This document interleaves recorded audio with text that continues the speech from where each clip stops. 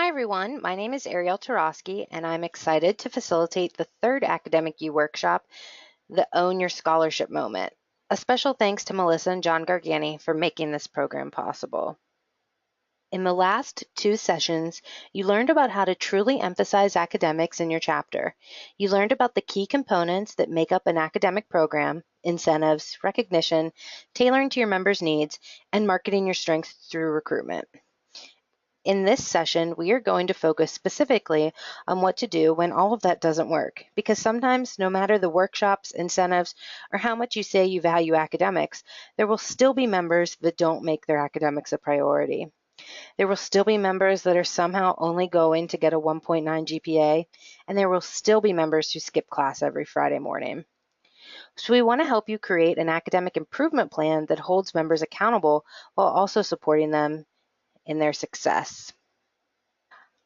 I'm sure when you saw the title OYS, you thought it meant something other than Own Your Scholarship, and in a way, it does. As you have heard before, Triangle believes in strong commitment to academics, and when we see our chapters not being able to have GPA averages above the all fraternity or all male averages, we worry. So it's time to make sure we start owning our scholarship and owning our stuff to not only get back on track, but to be the best. And one of the first ways to do that is by creating general expectations for your chapter members. Not the standards or expectations that occur for different performance levels, but the general expectations that all members must adhere to, just like that you have to pay your dues. Recommended expectations include: members should work to maintain at or above the required GPA. This number should be established by the chapter and should never be lower than what you are requiring from new members to join. Furthermore, to challenge yourselves, you should make it higher than all IFC and all men's averages. Members will adhere to the university's academic integrity policy. Members will meet with a member of the academic committee to sign the academic agreement and participate in their academic plan. Members will work towards meeting the chapter's academic goals that are established each semester. To be selected as a Big Brother, members must have a minimum GPA of a 3.0. To run for an executive board position or be elected as a committee chair, members must have a GPA of a 3.0. It's important to know that these expectations be known and talked about with chapter members. Make sure they are posted in your house, but new members are given them, and that they are in your constitution. Okay, so now that we've communicated the chapter's expectations around academics several times and in various different ways, you think that you're pretty clear, but you still have members who don't meet your GPA requirement. So what do? Members whose semester GPA or overall GPA that falls below the chapter's requirement should be placed on an academic improvement plan. The academic improvement plan or scholarship improvement plan is different from a scholarship program in that it focuses specifically on the individual needs of the member in order to improve their GPA. So while a chapter program has structures in place to help members improve as a whole, the improvement plan really looks at where the member is at and what needs to happen in order for them to get back in good standing. An improvement plan needs to be a culmination of requirements that a member must complete or engage in, the support that will be offered to them, and the ultimatums that will occur should they not improve. The best way to go about making an improvement plan is to create a general plan as a template that outlines different GPA levels and their requirements. Chapters may choose to just use a general plan or can use that as a starting point and then work with members one-on-one to determine what additional needs that they may have. Some important tips when creating your academic improvement plan is your general plan details should be included in your chapter's constitution or bylaws and voted on by chapter members. This should never be something that the academic chair just makes up on their own each year. This should be an understood and agreed upon part of membership. Individual plans that are catered to member-specific needs should be mediated and agreed upon. So while the academic chair, committee member, or standards chair may be the one to create the terms to which the member must adhere to, it should be something that is discussed to see if it is feasible or if there are things that are missing. And finally, plans should include steps. So don't just create a plan that says if you have a GPA of a 2.0 to a 2.49, do A, B, and C.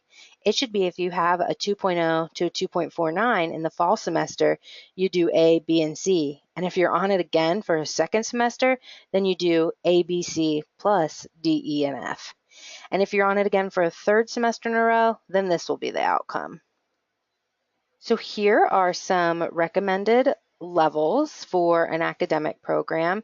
Obviously, you can adjust them to whatever meets your chapter's needs, but here is a sample improvement plan level breakdown.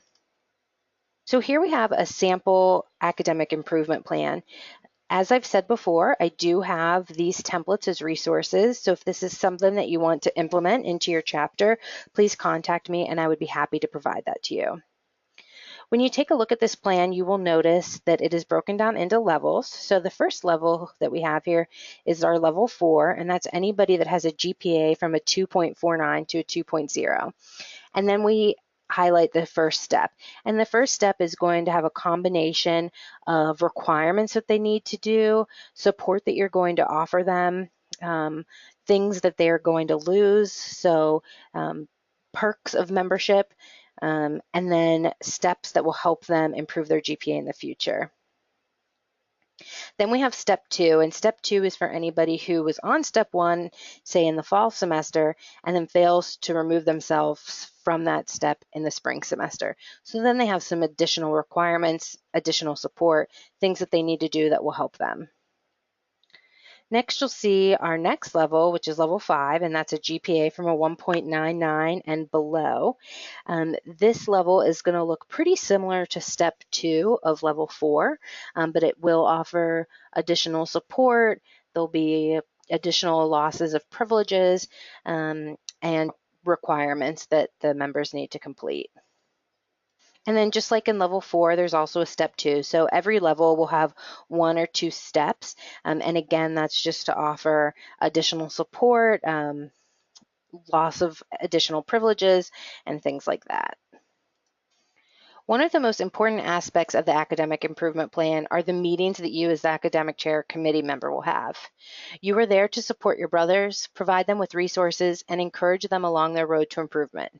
The meetings you have with a brother on an academic improvement plan can really tell you a lot and provide you with info on how to help them to be successful. You want to make sure that you are organized. You may meet with several members, and it's imperative that you know what member is on what plan, when their progress forms are due, and what you discussed in your last meeting. If you just meet to meet, then it's a waste of both of your time. Make sure you're prepared prior to your meeting and have an agenda of items to talk about. Make sure you ask intentional and challenging questions. Don't just ask if they went to all of their classes.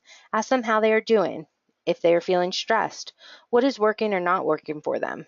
What does their upcoming week look like? Don't be afraid to push back on their responses. If they seem to just be giving you fluff or excuses, it is your job to challenge them and encourage them to take their academic improvement plan seriously. Make sure you always provide them with resources on campus. If it seems like they are really stressed, encourage them to speak to an on-campus counselor. If it's midterms and they are really worried about a couple of their classes, encourage them to meet with the tutor or TA extra hours. And always celebrate with small wins. If they're getting A's on their projects and tests and are really putting in the effort, make sure you recognize that and encourage them to continue. Even though they are on an academic program, they could still be the Scholar of the Week. You want them to know how proud you are. Some things to think about when working with individuals on an academic improvement plan are that they're still your brothers. Not everyone on an improvement plan is a bad member. Sometimes life just happens and you have a rough semester. You should never treat them badly or like they don't matter. Even if they just messed around for a semester and that's why their grades are bad. You're their brother. If you push them away or shut them out, they will never be motivated to get back on track. Encourage them and support them. On the same token, your care for them should include challenging them to be better. Don't make excuses for them and don't make exceptions. The second you do, you're showing that academics don't really matter and it will be taken advantage of from that point on. Make sure you show the seriousness of academics. Don't share with others what is going on with the individual. You are in a leadership position and do not have the right to gossip with your brothers about how they are doing in their classes or why they had a bad semester. While there may be times where grades may need to be shared, it shouldn't be used as a conversation topic. Make sure that you are available and flexible in your role. There may be times that a brother needs to talk to you outside of your meeting time to let you know what they are dealing with and that they need to miss a chapter meeting to study. Be flexible and work with them so that they are successful. And don't forget to use the Standards Board. Should you need help holding members to their plans, the Standards Board is a good option. The brother signed the Scholarship Improvement Agreement form, and if he isn't upholding his end of the agreement, there may need to be some disciplinary action that is taken. Some of you may be thinking, what about the people that have above a 2.5? What do we do for them? It's important that you remain proactive. Make a plan that works for your chapter. You may want to require things out of the brothers that have a 3.5, or you may not. We would encourage that you ensure that they are still getting the support and resources that will help them to continue to be successful. It might be good to consider options for brothers that usually get 3.8s and then one semester gets a 2.6. While they are still in good standing, that is a significant difference. So what can you do to support them before they get below that 2.5? The important thing here is that you are thinking about the individual. Don't be afraid to ask them what they need and what they want. And always make it known that academics are important, and this is why resources are available whether you have a 4.0 or a 2.0. So in conclusion, you want to make sure that you have a plan in place for members that are not meeting your standards or requirements for academics.